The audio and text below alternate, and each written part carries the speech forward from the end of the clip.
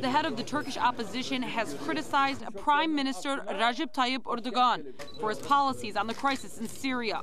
The head of the CHP party said foreign-backed militants were receiving training inside Turkey.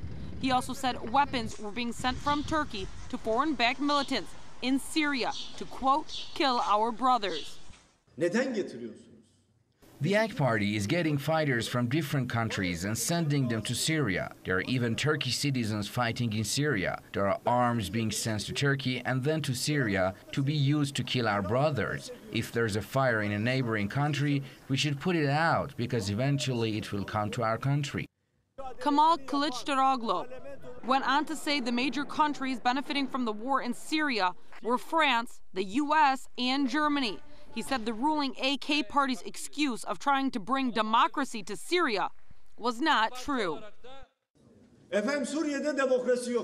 They say there is no democracy in Syria. Is there a democracy in Qatar? Is there a democracy in Saudi Arabia? The AK party accuses me of having loyalties to Assad. This is not true. I have loyalties to Syria, Iran, and Iraq because they are our neighbors. In Qatar, they're training people and sending them to Syria from Turkey. Our government has shot itself in the foot. The rhetoric coming from the head of Turkey's CHP party comes 2 years into a bloody war between Syrian government forces and foreign-backed militants supported by Qatar, Saudi Arabia, and the West. The conflict, according to the United Nations, has left over 70,000 people dead and over 1 million displaced. Turkey's main opposition, CHP, believes if Turkey were to close its borders for 10 days, thus preventing the flow of arms to the foreign-backed insurgents in Syria, the brutal war would come to an end.